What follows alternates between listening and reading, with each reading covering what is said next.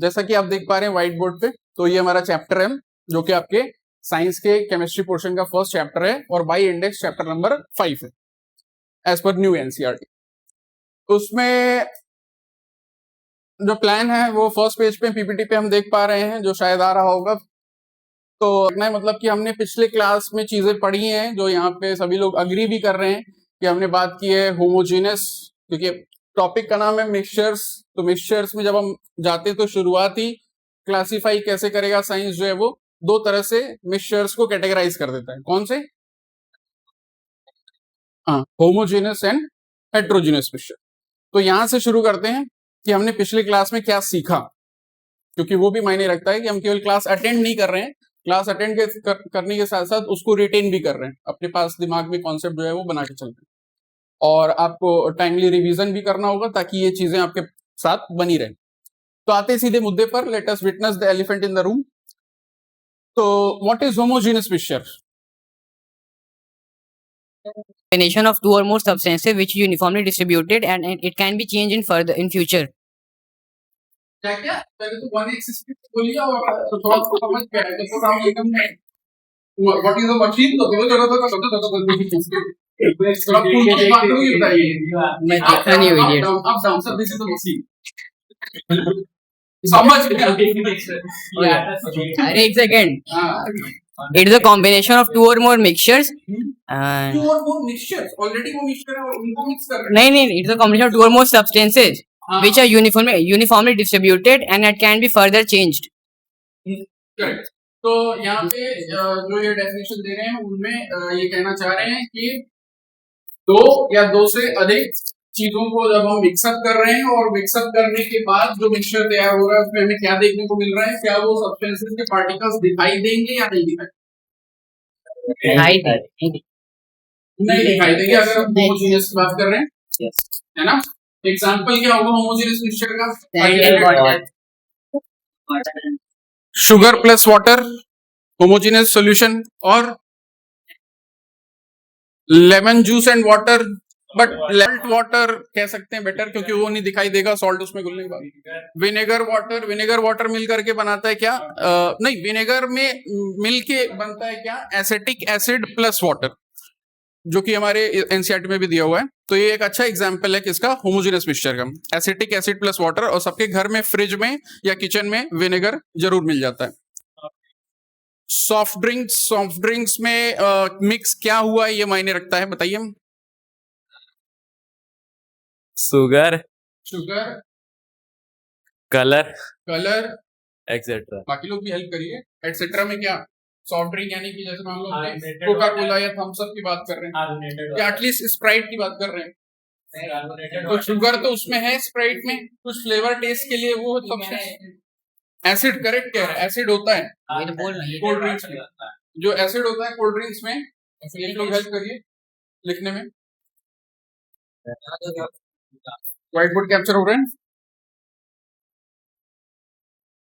तो जो एसिड होता है कोल्ड ड्रिंक्स में, सॉफ्ट ड्रिंक्स में, वो कौन सा होता है? कार्बोनिक एसिड, CAR, वो कॉपी में लिखिए, CAR, carbon IC, carbonic acid, है ना। थोड़ा स्पेस रखना चाहिए था, खैर कोई बात नहीं। फॉर्मूला लिखिए इसका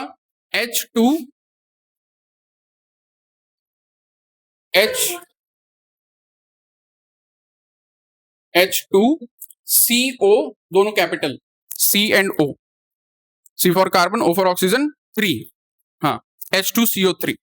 तो कार्बोनिक एसिड, ये एसिड पाया जाता है कोल्ड ड्रिंक्स में, सॉफ्ट ड्रिंक्स में। तो यू आर करेक्ट। तो हमारे पास कोल्ड ड्रिंक में क्या क्या, एक कोल्ड ड्रिंक जो है वो अच्छा एग्जांपल है। सॉफ्ट ड्रिंक जो है वो किस चीज का? मिक्सचर का, वो भी होमोजेनस मिक्सचर हम कह रहे हैं। क्यों? क्योंकि इसमें जो चीजें कंपोनेंट के तौर पे मिक्स हुई हैं वो है शुगर, वाटर, और अगर कोई थम्स अप या कोक या जो भी कोल्ड ड्रिंक है सब में फ्लेवर के लिए कुछ ना कुछ तो टेस्ट उनका यूनिक होता ही है, तो वो प्लस उसके साथ साथ सबसे कार्बोनिक एसिड भी है। उसके साथ साथ जो हम सबसे इंपॉर्टेंट चीज है वो मिस कर रहे हैं, जो हो सकता है इस कार्बोनिक एसिड के होने के पीछे रिस्पॉन्सिबल है, जिस वजह से कोल्ड ड्रिंक को फर्स्ट टाइम जब हम पीते हैं तो ज्यादा मजा आता है, लेकिन अगर वो खुली हुई है और फिर हम 2-3 दिन बाद पी रहे हैं या कई बार खुल चुकी है बॉटल और फिर पी रहे हैं तो फिर वो टेस्ट और वो मजा नहीं आता है। तो क्यों मजा नहीं आता है? जनता जानना चाहती क्यों मजा नहीं आता जब हम कोल्ड ड्रिंक की बोतल 2-3 बार खोल चुके हैं उसके बाद पी रहे हैं? सर पता नहीं। पता पता करिए। हाँ आप अरे बताइए, मेरे को बता दी ना आंसर। टेस्ट में क्या अंतर महसूस होता है? पहली बार वो फ्रेश फेज नहीं आता उसके अंदर। फिज नहीं आता है। फिज समझते हैं, है ना? एपी फिज ने फिज फिज करके तो इतना हमारे दिमाग में फिज कर ही दिया है कि मतलब बिस बिस बिस वाली जो बात होती है ना? हाँ, छोटे बच्चे कल वो मेरा बच्चा भी जो है ग्लास में उसको सोडा दिया तो वो उसकी आवाज जो पॉपअप साउंड नहीं होती है उसके बबल्स की, फ्रेश कोल्ड ड्रिंक जब ग्लास में रखते हैं तो वो उसको बहुत फैसिनेटिंग लग रहा था, तो मुझे लाके सुना रहा था डैडी डैडी ये देखिए। तो ये जो फिज होता है जो बबल्स के रूप में दिखाई देता है और पीते वक्त जो है वो फील भी होता है टेस्ट में। तो ये क्यों होता है फिज उसमें? क्योंकि यहाँ पे एक गैस मिक्सअप की गई है। कौन सी गैस? हाँ, कार्बन डाइऑक्साइड गैस। तो CO2 गैस जो है वो कोल्ड ड्रिंक्स में मिक्स की जाती है और ये हाई प्रेशर पे काम होता है क्योंकि गैस को लिक्विड में मिक्स करके मिला करके रखना आसान नहीं है ना, वो एस्केप कर जाती है। तो इसलिए हाई प्रेशर पे लीव इट, हाई प्रेशर पे हम ये गैस देखते हैं कि उसमें कोल्ड ड्रिंक में सॉल्यूशन में मिक्स कर दिया गया। तो ये गैस भी आ गई किसमें? उसके मिक्सचर के कंपोनेंट में, है ना? तो इतनी सारी चीजें उसमें मिक्सअप है लेकिन हम उसको उसके पार्टिकल्स को इन सब चीजों को अलग अलग देख नहीं पाते। तो इसलिए हम इसको किस कैटेगरी में रख रहे हैं? होमोजीनस या हेट्रोजीनस? होमोजीनस, क्योंकि होमोजीनस का नेचर ऐसा होता है। तो कौन कौन से एग्जाम्पल हमने लिए? सॉल्ट वाटर, शुगर वाटर और कोल्ड ड्रिंक्स, विनेगर, है ना? अल्कोहल, हाँ कह सकते हैं अगर, हाँ उसमें होता है क्योंकि अल्कोहल, बैठ जाइए, अल्कोहल परसेंटेज वाइज होता है क्योंकि उसमें जो पर्टिकुलर कॉन्सेंट्रेटेड जो अल्कोहल पार्ट है प्योर, वो वाटर के साथ मिक्स किया जाता है, इसलिए उसकी बॉटल पे जो है वो परसेंटेज वाइज लिखा होता है कि 39% इसमें है या 40% है या 18%, 7% है। तो वो वाली बात है। तो अल्कोहल को भी हम जो है वो होमोजेनियस मिक्सचर में काउंट कर सकते हैं। तो उनको प्लीज गिफ्ट पास ओवर कर दिया जाए। वैभव मिश्रा ने अटेम्प्ट किया है, होमोजेनियस का डेफिनेशन बताया है। अटेम्प्ट मतलब अच्छा सही आंसर बताया है, अटेम्प्ट नहीं किया है। Please take a gift and give to him. Reward mechanism is necessary. हाँ, और किसी ने आंसर दिया था यहाँ पे? और कोई क्वेश्चन पूछा था मैंने, एग्जाम्पल दिया था वैभव ने, वैभव ने। तो क्या पूछ रहा है क्वेश्चन कि मडी वाटर में अगर हम कुछ देर उसको अलाउ कर दें to be means stand still, मतलब कि बिना डिस्टर्ब किए वो पड़ा एक जगह पे, तो ओवर द टाइम बीइंग क्या होगा? धीरे धीरे जो उसमें मड है, जो मिट्टी है, वो क्या करेगी? नीचे की तरफ बैठने लग जाती है। और अगर हम अच्छा खासा टाइम उसको दे दें, मतलब कि आज हम उसको प्रिपेयर करके यहाँ पे रख के गए और 24 घंटे बाद कल आकर के देखते हैं तो क्या दिखाई देगा उस बीकर में? कि जो सारा मड है, छोटा से छोटा पार्टिकल, वो सब नीचे बैठ जाएगा और उसके ऊपर एकदम क्रिस्टल क्लियर पानी दिखाई देगा, है ना? तो वो वाली बात जो है वो दूसरे सॉल्यूशन यानी कि मिल्क वाटर सॉल्यूशन में क्यों नहीं हो रहा है कि मिल्क जो है वो सारा नीचे बैठ जाए। आपने कुछ देर तक दूध वाले से गए, दूध लिया और वो रख दिया, मिक्स हो जाता है, डिसॉल्व हो जाता है। मतलब जैसे डिसॉल्व का सेंस शुगर वाटर में आता है कि शुगर डिसॉल्व हो जाता है, वैसे मिल्क डिसॉल्व हो जाता है। होमोजीनियस मिक्सचर है और मडी वाटर होमोजीनियस नहीं है, ठीक है? तो होमोजीनियस के जो बाकी एग्जांपल है विनेगर, तो क्या उसमें विनेगर में भी एसिटिक एसिड नीचे जम जाती, पानी ऊपर आ जाता है? मिल्क भी है तो मिल्क क्या नीचे बैठ जाता है, पानी ऊपर आ जाता है? शुगर वाटर है तो क्या शुगर नीचे बैठ जाती है और पानी ऊपर आ जाता है अगर हम उसको छोड़ दें 24 घंटे के लिए? तो वहां क्यों नहीं हो रहा है और इसमें क्यों हो रहा है मडी वाटर में, चॉक वाटर में?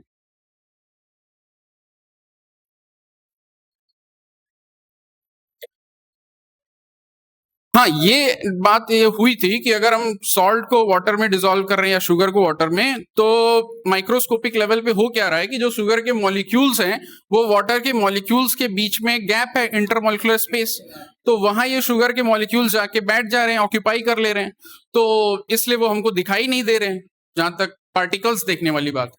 तो ये तो वहां पे लॉजिक ठीक बैठता है, पर यहाँ पे अलग बात हो रही है। यहाँ पे ये बात हो रही है कि पार्टिकल क्यों नहीं नीचे बैठ जा रहा? अगर मडी वाटर या चॉक वाटर में नीचे जम जा रहा है तो बाकी में क्यों नहीं ऐसा देखने को मिल रहा?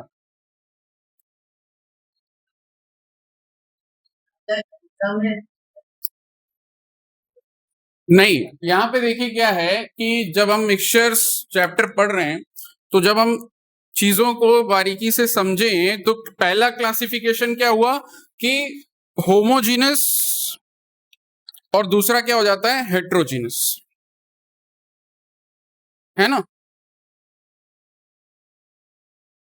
हाँ, एलिमेंट्स मिक्सचर कंपाउंड करके 3 कैटेगरी होती है। केमिस्ट्री जो है वो चीजों को इस तरह से भी बांटता है, पर उसमें एलिमेंट्स हम अभी नहीं बात कर रहे हैं उसकी, और कंपाउंड्स की भी नहीं बात कर रहे हैं। एलिमेंट्स यानी कि 118 एलिमेंट जो अब तक खोजे जा चुके हैं, जैसे हाइड्रोजन, हीलियम, लिथियम, बेरिलियम, तो पूरे पीरियोडिक टेबल, तो वो प्योर सब्सटेंसेस हैं और वो एलिमेंट्स हैं, तो हम उनकी बात नहीं कर रहे हैं। अब आ जाता है दूसरा कैटेगरी इम्प्योर सब्सटेंस का। इम्प्योर सब्सटेंस में 2 चीजें आ जाती हैं, कंपाउंड और मिक्सचर। कंपाउंड में भी एक रेशियो में चीजें जुड़ती हैं, जैसे पानी की बात करें तो पानी जो है वो एलिमेंट नहीं है, वो कंपाउंड है, क्योंकि हाइड्रोजन और ऑक्सीजन 2 एलिमेंट के कॉम्बिनेशन से वो बन रहा है, और ये 2 एलिमेंट हाइड्रोजन और ऑक्सीजन के कंबाइन होने का एक मैथमेटिक्स इन्वॉल्व है, वो एक फिक्स रेशियो में जुड़ रहा है, कितना एटम हाइड्रोजन का, कितना एटम ऑक्सीजन का। पानी के मॉलिक्यूल, पानी का मॉलिक्यूल का फॉर्मूला क्या है, what is the formula water, H2O। तो इस बात को अगर आप खुद ध्यान से पढ़े, H कितना है, O कितना है, हाँ, H2O जब हम कह रहे हैं तो व्हाट डू वी मीन कि 2 उसमें हाइड्रोजन एटम है, तो एक कितना है, ऑक्सीजन एटम, तो रेशियो क्या हुआ, अगर ऑक्सीजन के रेस्पेक्ट में हाइड्रोजन को देखें तो 1:2, अगर हाइड्रोजन और ऑक्सीजन को कहें तो 2:1, 2 हाइड्रोजन तो 1 ऑक्सीजन, तो यहाँ पे फिक्स रेशियो है। इसके पीछे जो आपने ऊपर जो दिख रहा है हमारा डिस्कशन में आया कार्बोनिक एसिड H2CO3, तो वहां पर भी हम देख पा रहे हैं ये क्या किसमें आएगा, एलिमेंट में आएगा, मिक्सचर में आएगा, या कंपाउंड में आएगा, कंपाउंड में। तो अब ये कंपाउंड में हम कौन कौन से एलिमेंट्स देख पा रहे हैं, Ananya, hydrogen, carbon and oxygen, और कितना रेशियो वाइज कितने एटम्स हैं हाइड्रोजन के, 2, कार्बन के और ऑक्सीजन के 3, तो यहाँ पे भी एक रेशियो है 2:1:3, है ना। तो कंपाउंड में एक रेशियो में एटम्स आके जुड़ते हैं, ऑल्दो वो प्योर नहीं इम्प्योर में जाए, क्योंकि कई चीजों का कॉम्बिनेशन मिश्रण है। अब आता है तीसरा कैटेगरी मिक्सचर्स, जिसपे हम ज्यादा ध्यान दे रहे हैं, हमारा टॉपिक सीधे हमको जंप करा के इस पे ले आया। तो अब जब मिक्सचर्स में हम इसको समझ के और पहला क्लासिफिकेशन, डिवीजन, बाइफर्केशन कर रहे हैं, कैटेगरी बना रहे हैं, तो एक क्या हम बोल पा रहे हैं कि होमोजीनियस मिक्सचर होता है, और दूसरे को हम क्या नाम दे रहे हैं, हेट्रोजीनियस।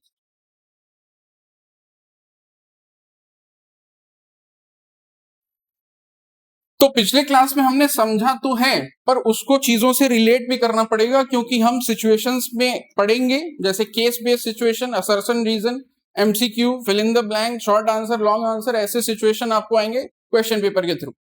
अब बाकी लाइफ में जो आएंगे आगे वो तो मतलब अनगिनत। तो अगर अभी से क्लियर है कॉन्सेप्ट तो बेटर रहेगा।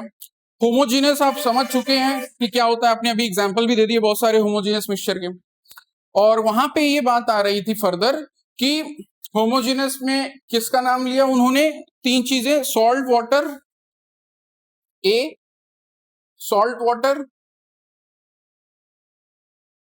बी क्या है, चॉक वाटर, और C milk water, milk plus water, मतलब मिल्क वाटर, है ना। तो ये तीनों जो है वो क्या है, मिक्सचर्स हैं, ये तीनों जो है वो सॉल्यूशन है, और ये तीनों किस तरह के मिक्सचर्स हैं, होमोजीनियस। क्या हम सब लोग इस बात से एग्री करते हैं। कुछ और नाम आपको देखने को मिलेंगे, यहां ध्यान दीजिए, कुछ और नाम आपको देखने को मिलेंगे जो ये क्वेश्चन पूछा जा रहा है थिंक इट ओवर सेक्शन में, कि मडी वाटर में मड नीचे बैठ गया लेकिन मिल्क वाटर में मिल्क नीचे नहीं बैठ रहा है, तो उन सब का आंसर इन्हीं शब्दों में छुपा है, जो शब्द जिसका नाम है ट्रू सॉल्यूशन। इसके बारे में हमको एक अच्छी जानकारी रखनी है। फिर एक कैटेगरी होती है सस्पेंशन, और एक और कैटेगरी होती है जिसको कहते हैं कोलॉइड्स, या फिर कोलॉइडल सॉल्यूशन भी कहते हैं।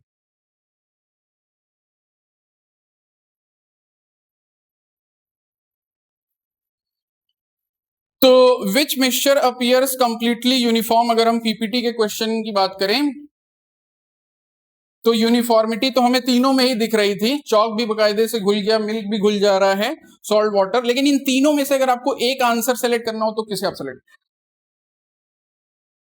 वही क्वेश्चन है, which mixture appears completely uniform, salt and water, क्योंकि वहां पे यूनिफॉर्मिटी का सेंस फिजिकल ऑब्जर्वेशन के साथ साथ केमिकल ऑब्जर्वेशन पे भी हो जाएगा कि अगर आप, वैसे तो चॉक वाटर और मिल्क वाटर नुकसान कोई नहीं करेगा, लेकिन चॉक वाटर पीने की चीज नहीं है, लेकिन फिर भी मिल्क वाटर तो कंज्यूम कर ही सकते हैं। तो सॉल्ट वाटर वाले सॉल्यूशन का अगर हम एक घूंट स्टार्टिंग में लेते हैं, बाकी कोई और पी गया और हम आखिरी घूंट टेस्ट करते हैं, तो क्या हमको स्वाद में फर्क मालूम देने लगता है कि पहले वाले घूंट में वो नमक कम था, आखिरी घूंट में नमक ज्यादा है? तो अच्छी तरह से मिक्स्ड है, खूब चला दिया, सेम टेस्ट आता है। और ये लाइन आई भी थी पिछले क्लास में।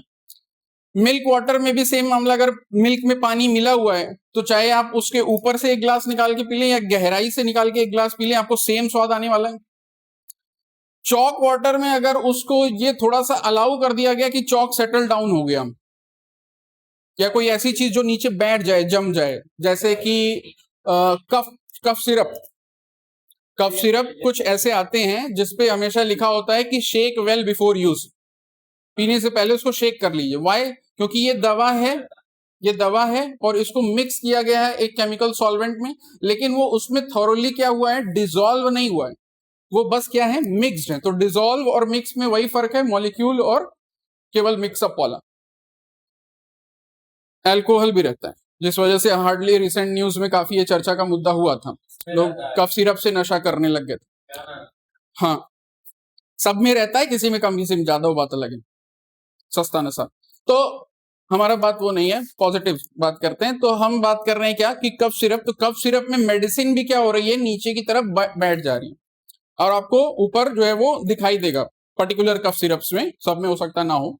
तो आप जब उसको शेक करते हैं तो वापस से दवा क्या हो जाती, पूरी घुल जाती, ठीक है। तो वहां पे ये वही नेचर हुआ जैसा मडी वाटर वाला केस है कि नहीं। तो ये जो कैटेगरी ऑफ सब्सटेंस है मड वाटर, और जो ये आपका कफ सिरप है, और साथ ही साथ नहीं, पेंट को अलग रखेंगे, तो ये कैटेगरी ही कहलाती है क्या, सस्पेंशन। कफ सिरप की बोतल पे अगर हम ध्यान से देखें तो हमें ये शब्द उसके डिटेल्स में पढ़ने को मिल जाएगा, सस्पेंशन। तो cough syrup is a suspension, mixture है, मिक्सचर में भी कौन सा टाइप का मिक्सचर, सस्पेंशन। तो सस्पेंशन में चीजें मॉलिक्यूलर लेवल पे मिक्स नहीं हो रही हैं, लेकिन मिक्सचर है तो एक दूसरे में एक साथ बस हैं बैठे हुए, मिक्स होकर के अलाउ हो गया तो वो सेटल डाउन अलग भी होते आपको दिखाई दे जाएंगे। लेकिन ये चीज आपको सॉल्ट वाटर या शुगर वाटर में नहीं मिलेगा कि चीनी जो है वो कुछ देर बाद नीचे बैठ गई, जम गई, ऐसा नहीं। हाँ, अब जिन सॉल्यूशंस में आपको देखने को नहीं मिल रहा है, जैसे शुगर वाटर, सॉल्ट वाटर या फिर विनेगर, हाँ, सॉफ्ट ड्रिंक्स, तो ऐसे ही सॉल्यूशंस को हम क्या कहते हैं, ट्रू सॉल्यूशन। इसमें जो आपको काम की बात लगे नोट करते चलिएगा, एग्जाम्पल से चाहे तो आप इसको रिमेंबर कर सकते हैं। तो ट्रू सॉल्यूशन में हम किसको कह सकते हैं, सॉल्ट प्लस वाटर, मानते हैं? यानी जहां आपको ये वाला फिनोमेना देखने को नहीं मिल रहा है, क्या कि दो चीजें अगर हैं और इन दो चीजों के भी टेक्निकल नाम है, सॉल्ट को क्या बुलाया जाएगा एक मिक्सचर में और वाटर को क्या बुलाया जाएगा, which one is solvent and which one is solute. Important words, की वर्ड्स, सॉल्यूट और दूसरा क्या होता है, सॉल्वेंट। अगर हम एक घोल तैयार कर रहे हैं तो उसमें एक चीज जो है वो सॉल्यूट कहला जाती है, दूसरा सॉल्वेंट कहला जाता है। हाँ, अब इन सिचुएशंस में जो चीज कम अमाउंट में है और दूसरे में डिसॉल्व हो रही है, या हाँ डिसॉल्व हो रही है, इस तरह से हमको समझ में आ रहा है कि नमक घुल रहा है, चीनी घुल रही है, वो क्या हो जाता है, सॉल्यूट हो जाता है। और जिसमें वो डिसॉल्व हो रहा होता है, जो लार्जर अमाउंट में वहां प्रेजेंट होता है, वो क्या हो जाता है, सॉल्वेंट। तो नमक पानी में सॉल्वेंट के तौर पे हम किसके बोल देंगे? वाटर क्या है? सॉल्वेंट है। और सॉल्ट क्या काम करेगा? सॉल्यूट का। तो अगर हम सॉल्यूट सॉल्वेंट के लैंग्वेज में कहें तो जो मडी वाटर वाला मिक्सचर है उसमें मड को हम एज अ सॉल्यूट मान सकते हैं, ऑल्दो वो घुल नहीं रहा है बट फिर भी फॉर द टाइम बिंग। और जो लिक्विड मीडियम लार्जर अमाउंट में है वो क्या? वाटर, तो वो सॉल्वेंट मान सकते हैं फॉर द टाइम बिंग, केवल समझने के लिए। तो मड जो है वो क्या कर जा रहा है? सेटल डाउन हो जा रहा है, यानी कि उसका सॉल्यूट वाला पार्ट या सॉलिड पार्ट कह लो, क्योंकि सॉल्यूट पे आपत्ति कर सकते हैं लोग कि वो घुल तो रहा नहीं, फिर आप उसको सॉल्यूट क्यों कह रहे हैं। और पानी जो है वो सॉल्वेंट हो गया तो वो अलग हो जा रहा है और जो सॉलिड पार्ट है वो अलग हो जा रहा है जब हम उसको थोड़ी देर अलाउ कर दे रहे हैं कि वो रेस्ट में पड़ा रहे अनडिस्टर्ब। तो मडी वाटर में ये हुआ, चॉक वाटर में ये हुआ, पर सॉल्ट वाटर में ये नहीं हुआ। ये क्वेश्चन पे बात चल रही है। तो पहला तो क्या इतने डिस्कशन से समझ में आया कि इन दोनों की कैटेगरी ही क्या है? अलग है। चॉक वाटर या मड वाटर, मड वाटर ये true solution, suspension, colloid. Colloid के बारे में बात नहीं हुई। कोलॉइड आपका हो जाता है जैसे मिल्क वाटर। और दूसरा जो सॉफ्ट ड्रिंक का एग्जांपल आप लोगों ने दिया। और तीसरा कह सकते हैं पेंट,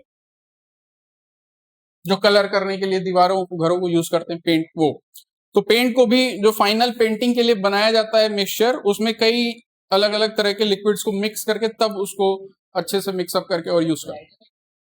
हाँ, तो मिल्क वाटर, सॉफ्ट ड्रिंक और पेंट अभी आगे हम डिस्कस करेंगे कि क्यों इनमें इनको कोलॉइड का नाम दिया जा रहा है और कोलॉइड होने की नेसेसरी कंडीशन क्या है। दो चीजें तो क्लियर हो रही हैं कि ट्रू सॉल्यूशन कौन होगा, सॉल्ट वाटर, शुगर वाटर, जहां पे आप पार्टिकल को देख नहीं पा रहे हैं, पहली बात, अलग अलग, यानी कि जो पार्टिकल की साइज है, तो जो सॉल्ट है या शुगर है उसका मॉलिक्यूल का साइज नैनोमीटर से भी लेस है, वेरी वेरी स्मॉल, तो इसलिए वो पार्टिकल दिखाई नहीं दे रहा है, पहली बात। दूसरा, मॉलिक्यूलर लेवल पे साइज हम देख रहे हैं तो वो हम वैसे भी नेकेड आइज से देख नहीं सकते, तो इसलिए ये मिक्स होने के बाद आपको सेपरेटली दिख नहीं रहे। इसका मतलब चॉक वाटर में अगर हमें धुंधला वो दिख रहा है चॉक के पड़ने के बाद सॉल्यूशन, मडी वाटर में मड के पड़ने के बाद उसका विजिबिलिटी कम हो रहा है, मड दिख रहा है उसमें, तो इसका मतलब मड और चॉक की जो पार्टिकल की साइज है वो सॉल्ट से बड़ी है या छोटी है? बड़ी है। तो एक तो ये क्राइटेरिया हो गया कि ट्रू सॉल्यूशन में जो पार्टिकल्स होंगे वो बहुत छोटे हैं, नैनोमीटर्स में, 10⁻⁹, और वो दिखाई इसलिए नहीं देते हैं। लेकिन सस्पेंशन में जो पार्टिकल है एटलीस्ट दो में से एक तो ऐसा जरूर रहेगा जिसका साइज कंपैरेटिवली बिगर है, डिसेंट साइज है, जो आंखों से देखा जा सकता, तो इसलिए वो दिखाई भी दे रहे हैं। इवन आपने उसको एक लिक्विड के साथ मिक्स कर दिया तब भी उसमें आपको चॉक तैरता हुआ, घुलता हुआ, मतलब घूमता हुआ दिखाई दे रहा है, और मड के साथ भी ऐसी। जब आप अलाउ कर दे रहे हैं तो ग्रेविटी की वजह से वो पार्टिकल नीचे बैठ भी जा रहा है, तो अगेन जब नीचे लेयर जम गई तो भी आप उसको देख पाएंगे, मड को और चॉक को टच करके, निकाल के, तो वो चीज है। मिल्क वाटर लेकिन अभी भी सस्पेंस का रीजन बना हुआ है, यानी कि कोलॉइड्स, कि कोलॉइड्स में फिर क्या ऐसा बात है। बाकी पीपीटी में देखें तो विच मिक्सचर अपीयर्स कंप्लीटली यूनिफॉर्म, इसका जवाब आप लोगों ने दिया है, सॉल्ट एंड वाटर। देखते हैं आंसर क्या है। A and C appear uniform, A salt and water, तो तीनों में एक चुनने को कहा गया था तो आपने सॉल्ट एंड वाटर चुना था, और अगर तीनों में हम फ्री हैंड होता तो तीनों में जो सबसे अलग है वो है चॉक वाटर। सॉल्ट वाटर और मिल्क वाटर में फिर भी क्या हो रहा है कि मिक्सअप होने के बाद वो फिर सेपरेट केवल फिजिकल तरीके से, यानी कि उसको ग्रेविटी से, मैग्नेट से अलग हम करने की सोचें तो सॉल्ट वाटर और मिल्क वाटर अलग नहीं होंगे, मैकेनिकल सेपरेशन उनका नहीं होगा, कुछ उसमें केमिकल सब्सटेंस मिलाना पड़ेगा, जैसे कि सॉल्ट वाटर को किनारे रखते हैं, मिल्क वाटर को लेते हैं। अब जब हम दूध से क्या बनाते हैं, पनीर, चीज तो नहीं, चीज को पनीर को कह देते हैं कॉटेज चीज इंग्लिश में। तो पनीर जब हम बनाते हैं, ये जो कि यूजुअल एक घर की फिनोमेना है, अक्सर घर में हम करके देखते हैं, तो उसमें क्या हम करते हैं मिल्क के साथ कि वो पनीर के फॉर्म में मिल जाए, हम उसमें एक नींबू का रस, यानी कि अपने आप भी करेक्ट, अगर हमने मिल्क को टाइम टू टाइम गर्म नहीं किया है तो फिर वो मिल्क अपने आप क्या हो जाता है, स्पॉयल हो जाता है। इंग्लिश लैंग्वेज में स्पॉयल, सॉयल नहीं, स्पॉयल हो जाता है, स्पॉइल्ड मिल्क। सॉलिड शेप्स के होते हैं ना, तो दूध फट के पनीर बनी और फट के तो लिक्विड सॉलिड। पूरे शायद आप किचन में कम गए हैं, अगर आप जब एक दूध को कंटेनर में लेते हैं और उसमें नींबू का रस आपने मिक्सअप कर दिया, या नींबू के अलावा कोई और सब्सटेंस की बात करें तो विनेगर आपने उसमें डाल दिया, ये भी यूज होता है बनाने के लिए। विनेगर और नींबू के रस में क्या कॉमन बात है, ये दोनों क्या है, बेस एसिड या सॉल्ट, एसिड। तो एसिड का इंट्रोडक्शन आप करा रहे हैं मिल्क में, इससे केमिकल रिएक्शन हो रहा है वहां पे, जिसकी वजह से जो उसके अंदर लैक्टोज पार्टिकल्स हैं, मिल्क में लैक्टोज होता है अच्छी मात्रा में जो सॉलिड पार्टिकल को बना रहा है, फैट होता है उसमें मिल्क में, तो ये जो फैट लैक्टोज, ये जो सॉलिड पार्टिकल्स हैं, ये सेपरेट हो जा रहे हैं रिएक्शन की वजह से, इट्स अ केमिकल चेंज, और पानी जो उसका है वो सेपरेट हो जा रहा है। अब जो हम घर पे प्रक्रिया करते क्या है इसके बाद, क्योंकि हमें बनानी पनीर की बकायदा सब्जी बढ़िया, तो हम उस फटे हुए पनीर को क्या करेंगे, पहले तो पानी उसमें से सेपरेट कर लेंगे। तो हमने एक कॉटन का क्लॉथ ले लिया, उसको as a filter paper use कर लिया मैकेनिज्म, और हमने इस पूरे बिगड़े हुए मिल्क के सॉल्यूशन को उसमें उड़ेल दिया, पलट दिया, तो क्या देखने को मिलेगा कि पानी उसमें से छनके अलग हो गया। अब आपके कॉटन के कपड़े पे केवल क्या बचा, दूध का सफेद वाला हिस्सा यानी पनीर, तो वो बहुत ही लूज रहता है ना। उसको जब आप कपड़े में थोड़ा सा टाइटली प्रेशराइज कर देते हैं, आप उसको फ्रिज में रख सकते हैं, या फिर उस कपड़े में बंधे हुए पनीर के ऊपर हम कोई लोड रख देते हैं, भारी वजन, जैसे सिलवट्टे का लोढ़ा हो गया, है ना। तो अब ये चीज करने के बाद वो जो पार्टिकल्स हैं वो आपस में क्या हो जाते हैं, स्टिक कर जाते हैं। तो फिर जब हम कुछ देर बाद उसको अनफोल्ड करते हैं तो वो उस कपड़े के शेप में जो पूरा लंप ऑफ मास है व्हाइट कलर का पनीर, वो एक तैयार हो जाता है। फिर आप उसको कट कर रहे हैं पीसेस में, वो आपकी कलाकारी है ना, कि आप उसको क्यूब पीसेस में कट कर दे रहे हैं। बाकी आप उसको मसल भी सकते हैं, मसलेंगे क्यों, कौन सी वाली सब्जी बनाने के लिए, हाँ, तो पनीर भुर्जी बनानी है तो हम उसको मसल देंगे तो पार्टिकल पाउडर जैसे टुकड़े में हो जाएगा, तो हमको वहां पे वैसा काम लेना है। और अगर हमको पनीर की ग्रेवी वाली सब्जी बनानी है तो हम उसको पीसेस में कट कर ले रहे हैं, है ना। और फिर शायद जो है वो पीसेस अगर बराबर ना हो तो लड़ाई भी हो जाती है कि उसको 4 पीस कैसे दे दिया, हमको 2 ही पीस मिला हुआ है। शादियों में तो अक्सर हो जाता है, पीस गायब हो जाता है, रसा ही बचा रह जाता है। खैर, तो जोक्स अपार्ट वापस आते हैं। तो मिल्क प्लस वाटर, यहाँ पे जो क्वेश्चन है वो ये कि विच मिक्सचर अपीयर्स कंप्लीटली यूनिफॉर्म, तो salt and milk plus water. Chalk water में यूनिफॉर्मिटी कॉम्प्रोमाइज हो जाती है, कुछ देर छोड़ते ही उसके चॉक नीचे ज्यादा सेटल आपको दिखाई देंगे, ऊपर आपको कम दिखाई देंगे मात्रा में, तो अपीयर यूनिफॉर्म नहीं है। But are they actually the same type of mixture, तो ये प्रश्न को भी हम टच कर चुके हैं कि ये एक तरह के कैटेगरी में फिट नहीं बैठेंगे। इन तीनों में से कोई जो है वो ट्रू सॉल्यूशन है, कोई जो है वो सस्पेंशन है, तो कोई जो है वो कोलॉइड है। तो यहां से हाँ, वही तो हमें पता नहीं है, इसीलिए हम उस पर रुके हुए। कोलॉइड का मतलब इतना पता है फिलहाल कि मिल्क वाटर जो है वो कोलॉइड में आता है, पेंट जो है वो कोलॉइड में आता है। इनमें फटने फटाने जैसा मामला होता है, तो कुछ चीज अलग हो जाती है, कुछ चीज अलग हो जाती है। सस्पेंशन का ये क्लियर है कि 2 चीज ली हमने, ठीक है, जैसे चॉक वाटर ही ले लो, और उसको हमने क्या किया, मिक्स कर दिया, तो चॉक का पाउडर और पानी, अब उसको हमने शेक कर दिया तो चॉक का घोल तैयार हो गया। लेकिन अगर उसको हम छोड़ देंगे कुछ देर के लिए तो चॉक नीचे बैठ जाएगा, तो ये सस्पेंशन है, ये सस्पेंशन है। उसी तरह से हमको मड वाटर में वो सस्पेंशन है। उसी तरह से कफ सिरप दवाई वो सस्पेंशन है, छोड़ देंगे तो दवा नीचे जम जाती है और लिक्विड पार्ट ऊपर। तो वो अगर हम पिएंगे बिना शेक किए तो उसका दवा का लिक्विड पार्ट पीते रहेंगे, दवा जो मेन है वो नीचे जमी रहेगी, तो उतना असरदार नहीं होगा, है ना। हो सकता है अल्कोहल पार्ट केवल ऊपर आ जाता हो, तो आपको नींद तो आ रही मस्त, आप सो रहे हैं, टुन हो जा रहे हैं, लेकिन जो खांसी है वो नहीं ठीक हो रही, पिए जा रहे हैं। इसका आंसर हमने दे दिया कि which are of the same type of mixture. फिर which mixture will not show the path of light when a laser is pass through it.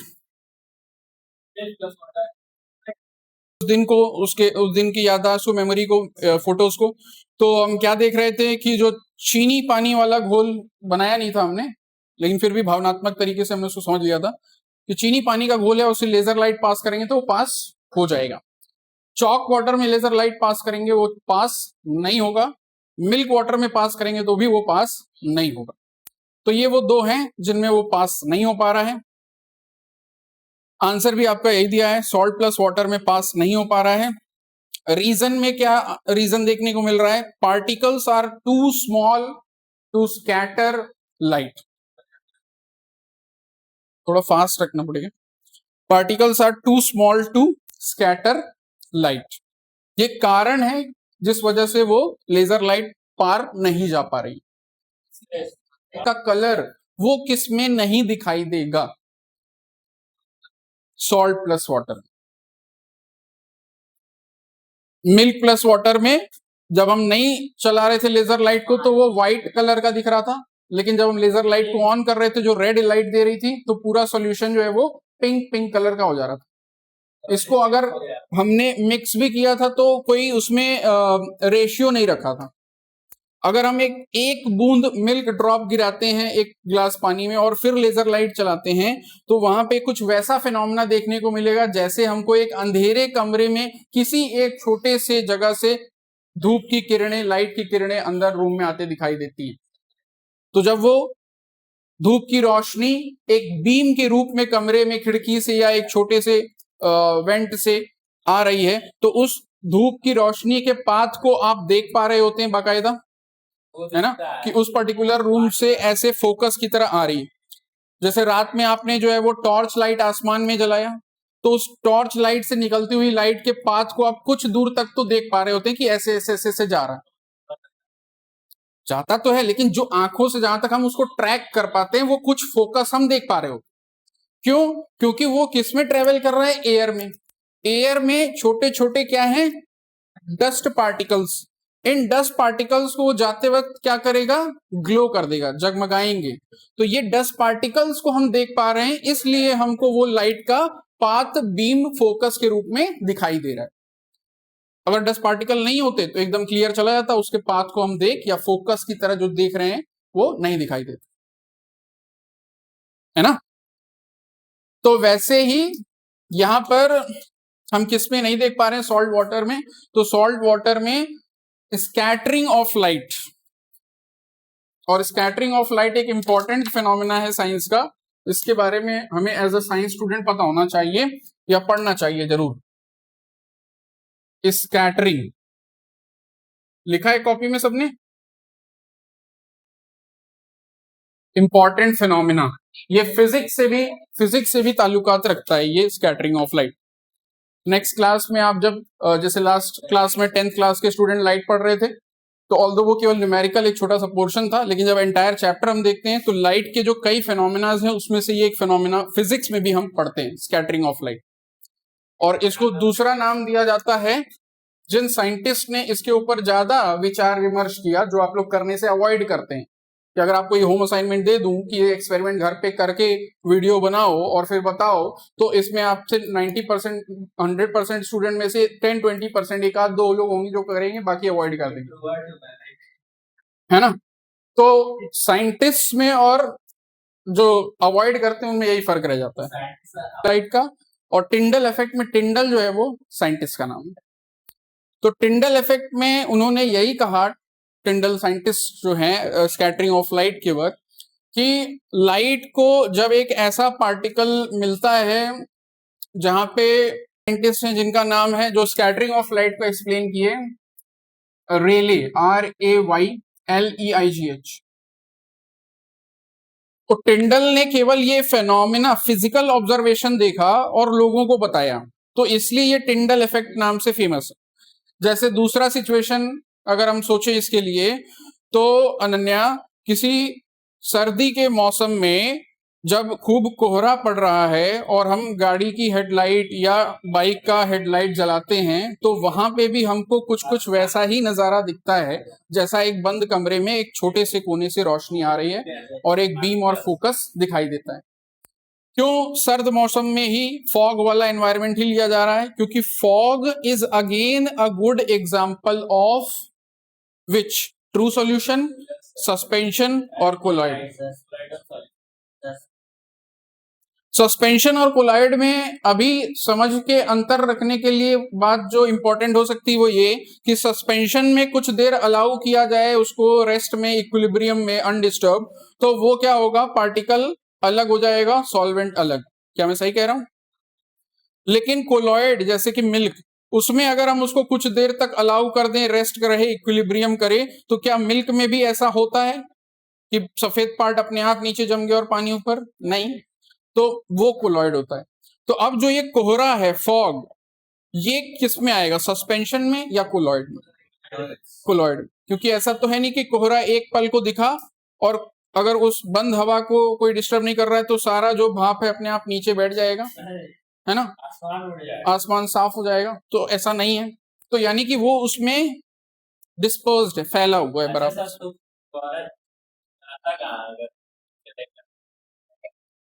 वो तो वाटर के छोटे छोटे ड्रॉपलेट्स हैं, वो फैले हुए हैं, वो तो जिसके पास से जिससे भी टकरा जाएंगे तो उसके सरफेस से अब्जॉर्ब कर जाएंगे,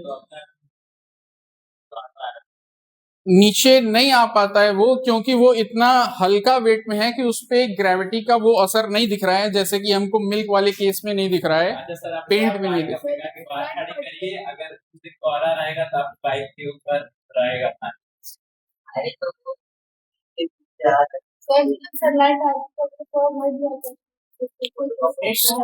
हाँ, सनलाइट के इंट्रोड्यूस हो जाने पे जो वो वाटर ड्रॉपलेट्स हैं, हीट भी उनको मिलेगी सनलाइट से, तो वो अपने कंडेंस फॉर्म से बल्कि कंप्लीटली वेपर और गैस फॉर्म में चले जाएंगे। तो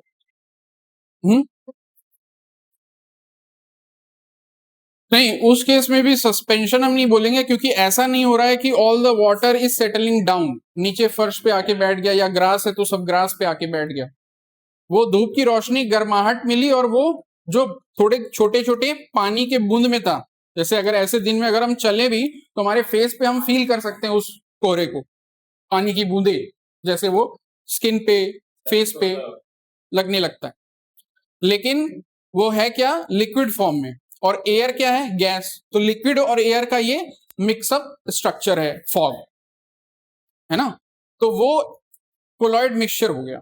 सस्पेंशन में वो सेटल डाउन कर रहा है, और धूप की बात जो हम कह रहे हैं, तो धूप आने पे वो इंस्टेड नीचे की तरफ बैठने की बजाय वो और वेपराइज होकर के एटमॉस्फेयर में ऊपर की तरफ जाने की कोशिश करेगा, क्योंकि कोई भी चीज अब गर्म होती है, गैसियस फॉर्म में आती है, तो वो क्या हो जाती है, बाई डेंसिटी हल्की हो जाती है, लाइटर, तो वो ऊपर की तरफ उठती है।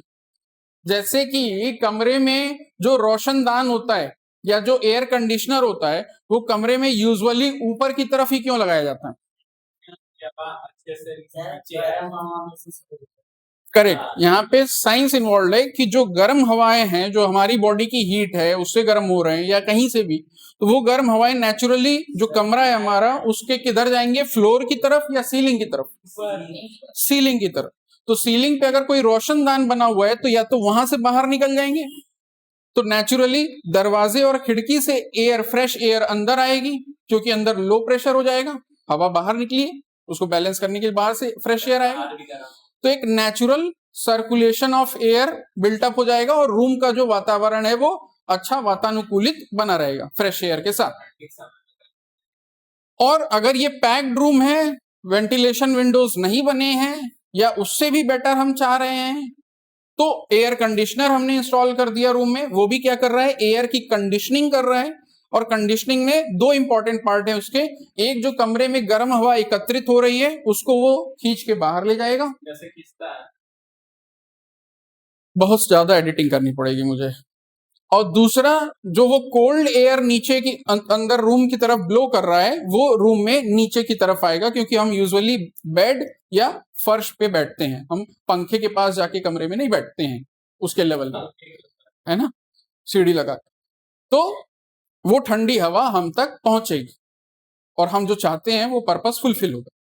तो वैसे ही अगर एक फॉग वाले एयर की हम बात कर रहे हैं और उसमें धूप आ रही है, तो वो जो भाप के कण बनेंगे वो नीचे की तरफ के बजाय एटमॉस्फेयर में ऊपर जाएंगे। फिर ऊपर जाने के बाद एक हाइट पर उनको टेम्परेचर लो मिलेगा और फिर वो जमने लगेंगे, फिर पानी के कण बनेंगे, फिर बादल बनेंगे और फिर वो एक समय आएगा कि अब उससे ज्यादा पानी उसमें नहीं हो सकता, तो प्रेसिपिटेट कर जाएगा, बारिश हो जाएगी। Salt and water reason particles are too small, scattering of light. और मैं बात कर रहा था रेले की। यहाँ पे एक और चीज समझने वाली है, फिजिक्स का ये पार्ट है, बट फिर भी साइंस में कुछ ऐसा बटा नहीं है। फिजिक्स का ये मानना है कि जो हम चीजें ऑब्जेक्ट्स को देख पाते हैं, खास तौर पे उनका कलर, उसके पीछे कारण क्या है कि किसी भी ऑब्जेक्ट में कोई कलर नहीं होता है। पहली बात, सुनने में आपको थोड़ा अटपटा लगेगा, पहले मैं अपने विचार व्यक्त कर लूं, फिर आपसे भी मैं फीडबैक लूंगा। तो अगर हमको ये स्टूल ब्राउन कलर का दिख रहा है, ये व्हाइट बोर्ड व्हाइट कलर का दिख रहा है, और स्कैटरिंग का यहाँ पे क्या रोल प्ले है, तो एक प्रिंसिपल है फिजिक्स में, वो ये कहता है कि कोई भी ऑब्जेक्ट जो है वो पहले लाइट को क्या करता है, एब्जॉर्ब करता है। उसके बाद वो ऑब्जेक्ट अपने अंदर से, बॉडी से लाइट को रेडिएट करता है, एमिट करता है, निकालता है। अब इस प्रोसेस में अगर उस पे एक व्हाइट लाइट पड़ रही है, ध्यान से सुनिएगा, व्हाइट लाइट, सनलाइट, पीले बल्ब वाला लाइट, ये सब व्हाइट लाइट के कैटेगरी में आ जाते हैं। कलर से व्हाइट का मतलब नहीं है। व्हाइट लाइट का ये मतलब है कि जो आप रेनबो के टाइम 7 रंग अलग अलग देखते हैं ब्रॉडली, विबग्योर जिसे कहा जाता है, वॉयलेट, इंडिगो, ब्लू, तो वो ऑल द कलर्स जब एक साथ ओवरलैप करके चल रहे होते हैं तो उसको कहते हैं हम व्हाइट लाइट। रेनबो तो उसके अलग होने की प्रक्रिया है। रेनबो बनने से पहले वो लाइट जब एक साथ सातों कलर चल रहे थे तो वो क्या है, व्हाइट लाइट, यानी विजिबल लाइट, यानी मोनोक्रोमेटिक लाइट। तो ये लाइट किसी भी ऑब्जेक्ट पे पड़ती है तो ऑब्जेक्ट ने उसको एब्जॉर्ब किया, फाइन। लेकिन जब वो ऑब्जेक्ट, जैसे कि ये स्टूल, उसको रेडिएट करेगा, तो ये यहां पे प्रिंसिपल कहेगा कि इसने जो अपने अंदर से लाइट रेडिएट बाहर निकाली है, जो हमारी आंखों तक पहुंच रही है, उसमें से कौन से पोर्शन की लाइट को बाहर निकाला है, वो कलर्स जो मिलकर के ब्राउन कलर का फॉर्मेशन कर रहे हैं। यानी कि हो सकता है कुछ ब्लैक का शेड, ग्रे का शेड या ब्लू का शेड जो मिक्सअप करके ब्राउन बनाता हो। तो ब्राउन, ब्लू, ग्रीन, जो भी कलर, ये आर्ट वाले बता सकते हैं बेटर कि किसके कॉम्बिनेशन से ब्राउन बन जाएगा। तो वो कलर की लाइट इसमें से क्या हो रही है, बाहर निकल रही, यानी कि बाकी जो कलर्स थे, येलो एंड एटसेट्रा, वो अंदर ही क्या हो गए, रह गए। हाँ, तो इस वजह से कोई ऑब्जेक्ट का जो है वो हमको पर्टिकुलर कलर दिखता है। एक तो ये बात। दूसरा, ये इसको भी स्कैटरिंग ऑफ लाइट में माना जाएगा, क्योंकि पार्टिकल ने अपने ऊपर एब्जॉर्ब किया, फिर एमिट किया। अब वापस से आपको उस सिचुएशन में ले जाते हैं जहां पे एक कमरा, छोटा सा होल, अंधेरे कमरा, और वहां से रोशनी आ रही है, यानी आपको उसमें धूल के कण चमकते हुए दिखाई दे रहे हैं। तो इसके पीछे जो फिजिक्स एक्सप्लेनेशन है वो ये कि ये जो डस्ट पार्टिकल है वो सनलाइट या जो भी लाइट आ रही है उसको क्या कर रहा है, एब्जॉर्ब कर रहा है। जैसे ही वो एब्जॉर्ब कर रहा है तो वो धूल की कण क्या हो रही है, चमकने लग रही है, क्योंकि उसने लाइट को एब्जॉर्ब कर लिया है और अब लाइट को क्या कर रहा है, रेडिएट भी कर रहा है। फिर वो लाइट हम तक पहुंच रही तो हमको वो धूल का कण चमकता हुआ दिखाई दे रहा है वो धूल। तो ये इसके स्कैटरिंग के पीछे का फिजिक्स है, जिसको रेले ने बताया। बहुत छोटी है, किसके केस में, सॉल्ट वाटर में, इसलिए वो सॉल्ट उसमें क्या कर रहा है, स्कैटरिंग नहीं कर पा रहा है। लेकिन बाकी जो दो थे उसके कंपटीशन में, चॉक वाटर और मिल्क वाटर, तो उसमें चॉक और मिल्क, इनकी साइज सॉल्ट या शुगर के मॉलिक्यूल से डेफिनेटली क्या है, बड़ी है, और बड़ी होने के नाते वो लाइट को स्कैटर भी कर दे रहा है। स्कैटर का हिंदी अनुवाद होता है बिखेर देना, फैला देना। तो मिल्क सॉल्यूशन लाइट को फैला दे रहा है, तो उसके सॉल्यूशन में पूरा वो फैल गया, तो पार नहीं हो पाया। चौक सॉल्यूशन में चौक ने लाइट को फैला दिया, इधर उधर डायरेक्शन में भगा दिया, तो वो जहां जाना था वहां नहीं पहुंच पाया। ये स्कैटरिंग है। सॉल्ट नहीं कर पाए क्योंकि सॉल्ट छोटा होता है।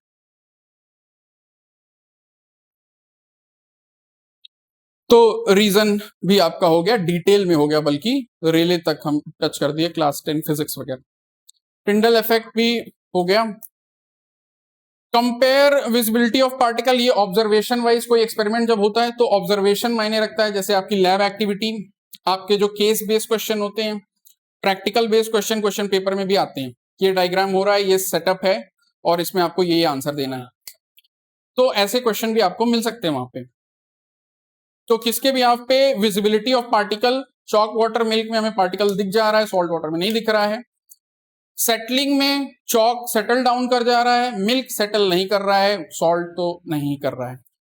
टिंडल इफेक्ट में चॉक वाटर और किस में देखने को मिल रहा है, मिल्क वाटर में टिंडल इफेक्ट देखने को मिल रहा है, सॉल्ट वाटर में नहीं देखने को मिलता। अब आता है which one is which match solution, है ना, हमने एक शब्द बढ़ के ट्रू सॉल्यूशन बोल दिया। तो ट्रू सॉल्यूशन जो है वो ज्यादा टेक्निकल वर्ड है, साइंस में बाकायदा as a definition true solution दिख जाता है दोनों एक ही चीज, solution to solution. Suspension and colloid, इनको मैच करना है विद द थ्री मिक्सचर। तो अब आप कर सकते हैं आसानी से कि सॉल्ट वाटर जो है वो हमारा ट्रू सॉल्यूशन में चला जाएगा, चॉक वाटर किस में जाएगा, ट्रू सॉल्यूशन में, सस्पेंशन में या कोलॉइड में, सस्पेंशन। और मिल्क वाटर जो है वो, सब लोग नहीं बोल रहे, पक्का दम नहीं आ रहा भाई,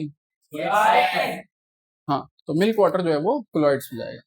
आंसर से ये पता चलता है, फीडबैक जब आप देते हैं, आंसर देते हैं, वो फीडबैक है एक तरह का कि जो डिस्कशन हो रही चर्चा उसमें आपका पूरा ध्यान है, आप बातों को समझ पाए हैं या नहीं, ये पता करने का केवल एक ही तरीका है, आपसे कुछ पूछा जाए तो आप उसका आंसर दें लाउड एंड क्लियर। तो इसका मतलब होता है कि जो कहने वाला आया है, जिस पर्पज से बात कर रहा है किसी टॉपिक पे, वो उद्देश्य पूरा हो रहा है, जिसको लर्निंग आउटकम या लर्निंग ऑब्जेक्टिव कहते हैं। फिर हमने सेग्रीगेशन भी इसी तरीके से किया है, आंसर हमारा सेम है। आता है नेक्स्ट इंपॉर्टेंट क्वेश्चन की डेफिनेशन ऑफ सॉल्यूट। तो हाउ विल यू डिफाइन चतुरांगलिंगम की तरह, बिकॉज वहां पे चतुरांगलिंगम की तरह भी आज के एजुकेशन सिस्टम में जरूरत है अभी स्किल की, क्योंकि हर जगह हम अप डाउन मशीन नहीं कह सकते, है ना, कि एग्जाम चल रहा हम बोल रहे हैं सर अप डाउन ये मेरा है बैग का जिप और हो गया ये मशीन, तो ऐसे नहीं चलता। तो डेफिनेशन, और वो भी आप सब सीबीएसई के इंग्लिश मीडियम और अच्छे वेल रेप्यूटेड स्कूल से, तो डेफिनेशन इंग्लिश में बताइए कि how will you define solute, anyone please English के Hindi, obviously first English then you can switch to Hindi. So again the question is solute, and how will you define solute? Solute जी बताएं। Solute is a object that mix in the solvent like water. For example, we can take salt as a solute and water as a solvent. So when we mix it and the salt dissolve in water, and that in the solution, that is called solution, Means and the salt is the solute. good. तो तालियां हो जाए भाई। तो पिछली बार pencil दिया था तो गुस्सा हो रहे थे, शार्पनर चलेगा भाई, वरना थोड़ा ये दबंग आदमी है तो डर भी लगता है।